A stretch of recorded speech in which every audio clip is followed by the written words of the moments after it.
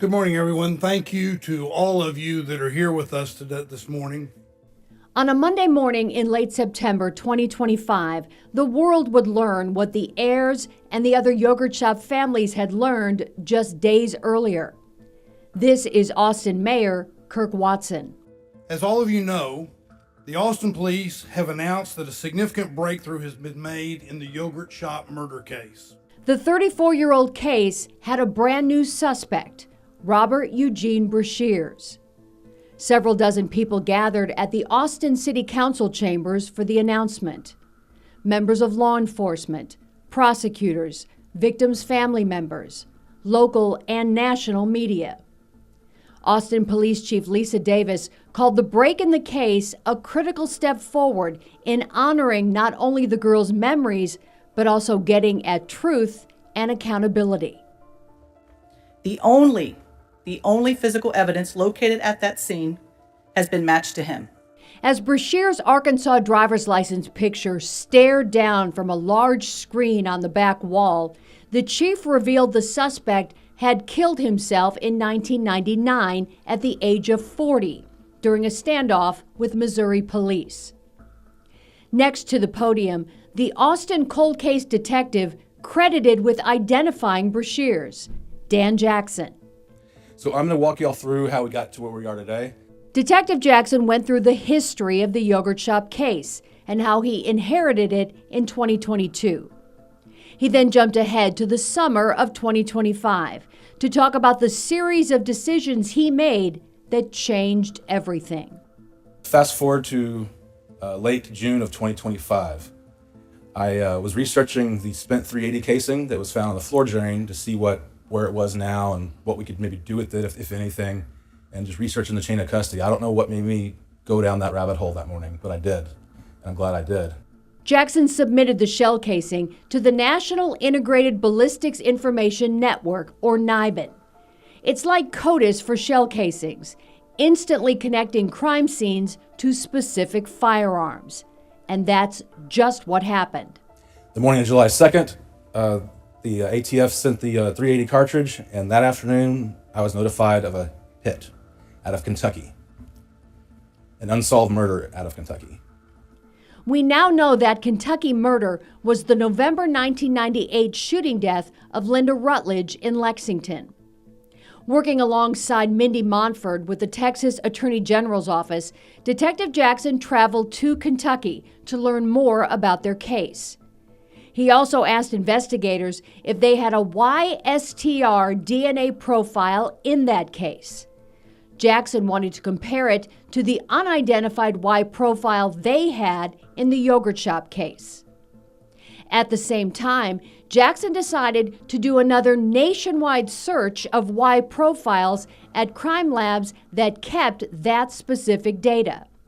Not all of them do, and the search must be done by hand, not by computer.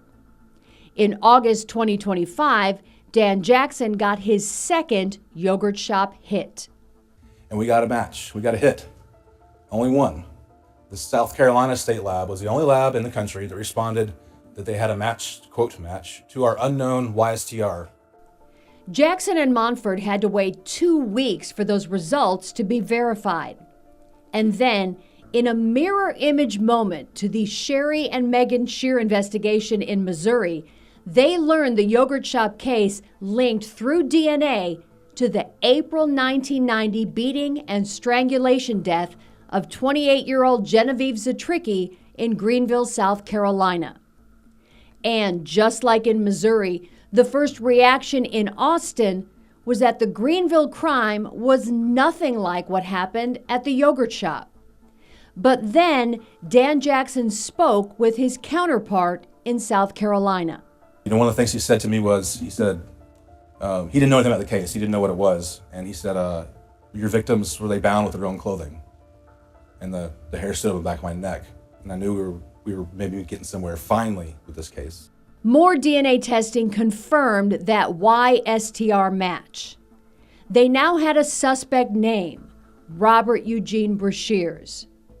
Just 2 weeks before the Austin news conference happened, additional items from the yogurt shop crime scene were submitted for new DNA testing to compare against Brashears.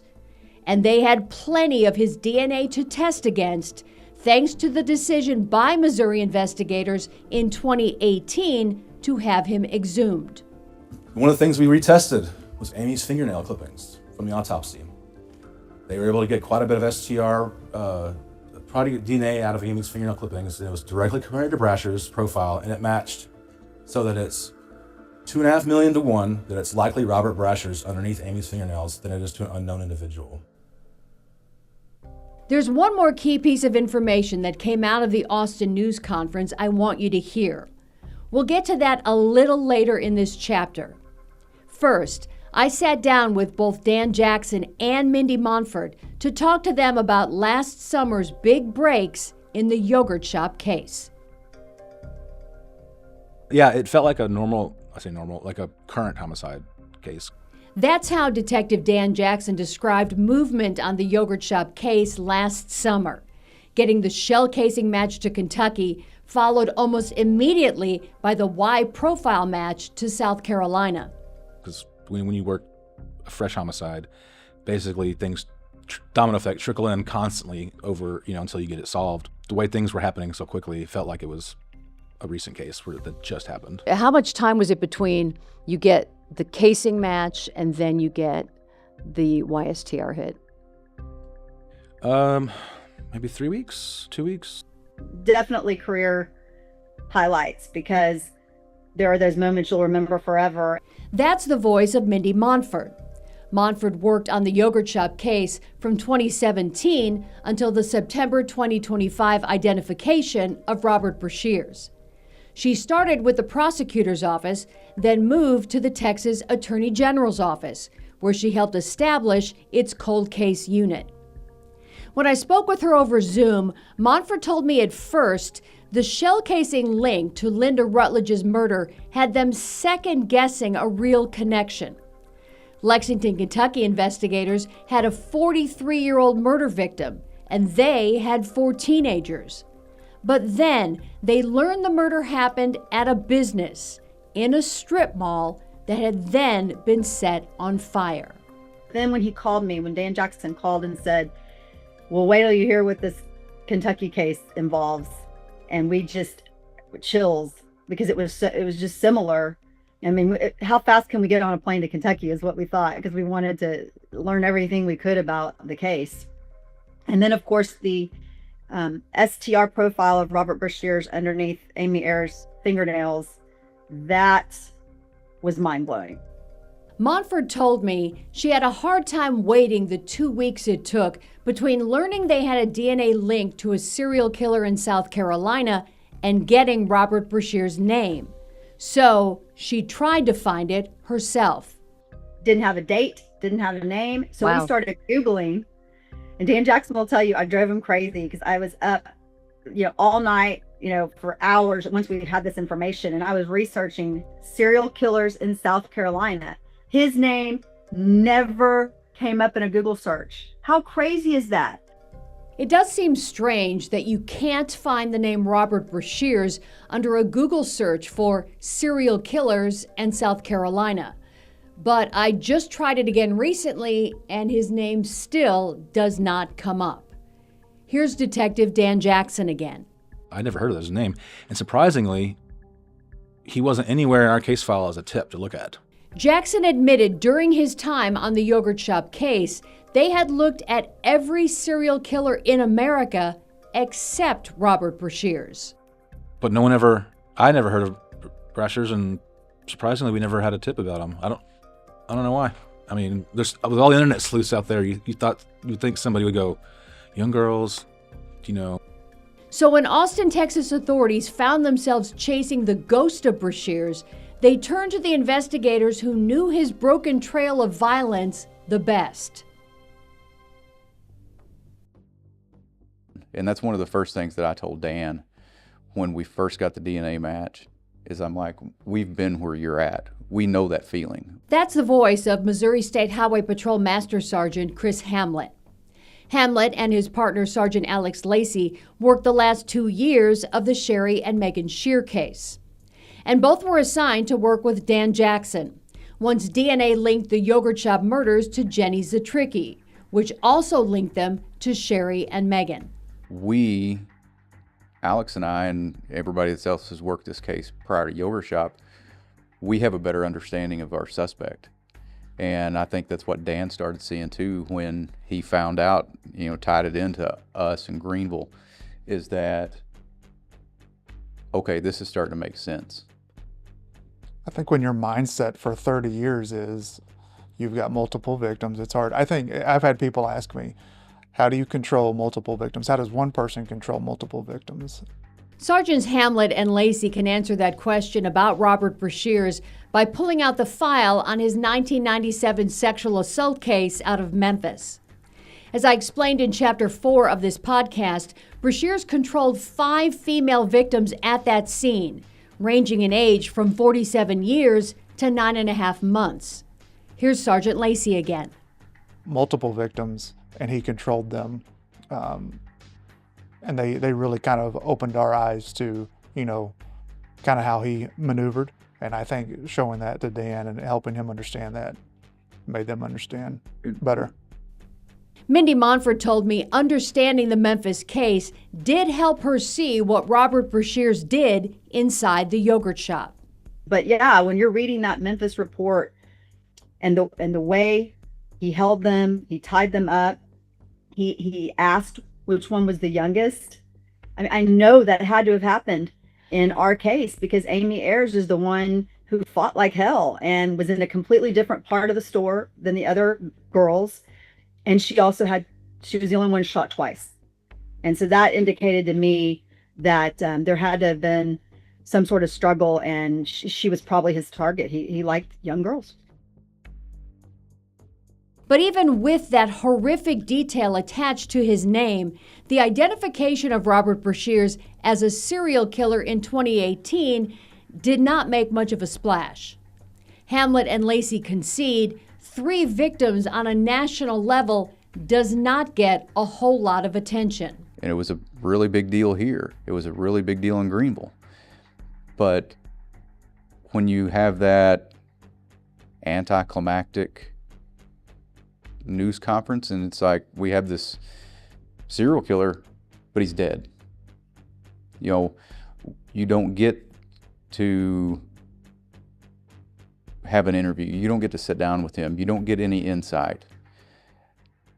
You don't even get look at other serial killers, Son of Sam, Golden State, Ted Bundy. You don't get that shot of him in a courtroom or being let out of a building in handcuffs. It doesn't grab the attention. So it's a real challenge with him being deceased. Especially for the length of time that he's been deceased as well. I think that plays into it. And for those asking the question, why Austin, the 2 veteran Missouri investigators say you could easily ask, why anywhere? He's transient. He is a transient career criminal. And basically whatever crossed his mind, he was going to do it. I think if he saw the opportunity and it crossed his mind, like you said, he was very opportunistic. And I think whenever he saw the opportunity, he took it. This is a combination of technology, good police work from multiple agencies and cooperation, and timing. Let's go back to the Austin News Conference for that last key detail I wanted you to hear. It involves Robert Brashears' movements before and immediately after the yogurt shop murders. Here's Detective Dan Jackson. We start researching Brashears, figure out what he's doing around this time, where he's at. December 8th, 1991, less than 48 hours after Yogurt Shop, Robert Brashears is stopped at a Border Patrol checkpoint going westbound on I-10 between El Paso and Las Cruces. According to Jackson, border authorities did not like the way Brashears answered their questions.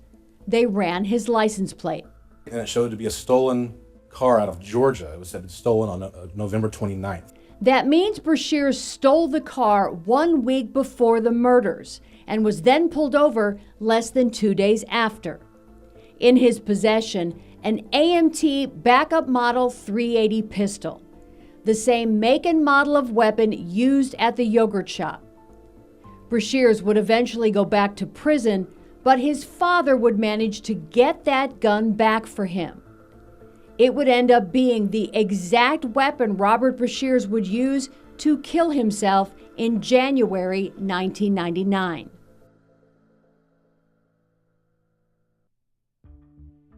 My mom said that if he had to die in 1998, 99,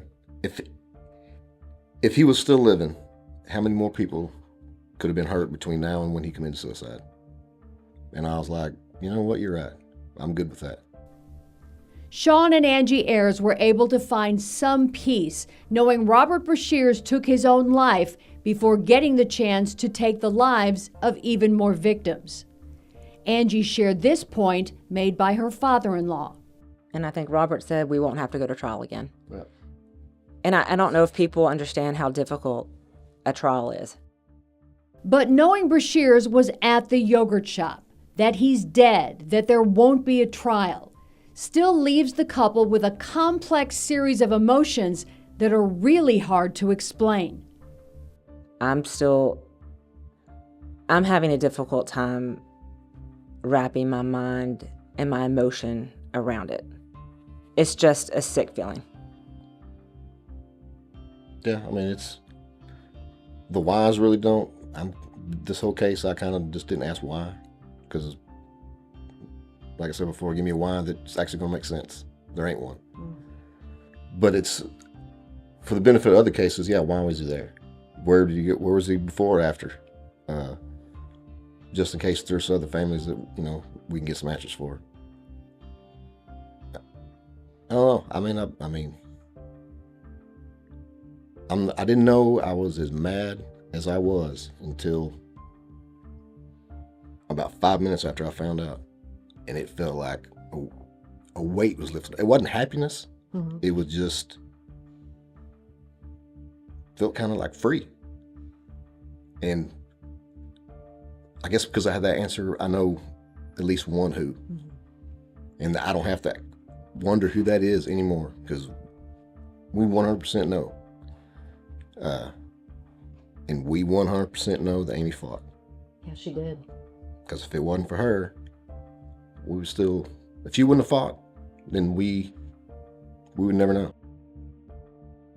After 34 long years, the families of Amy Ayers, Eliza Thomas, and Sarah and Jennifer Harbison would finally learn whose DNA was left behind at that horrific yogurt shop scene. But those details had been shared with city officials and investigators, current and retired, before the families knew. And the rush to break the news on a high-profile case like Yogurt Shop would lead to a mad scramble to notify all the families before the rest of the world found out. There was 2 people that leaked it. We could not register what just happened to us. Our life has been turned upside down. You've told us for 30-something years, this is what happened to the girls. And now it's totally changed. And I've got people calling me that only care about a story. That's next on Chapter 6 of Chasing a Ghost, The Nail in the Coffin.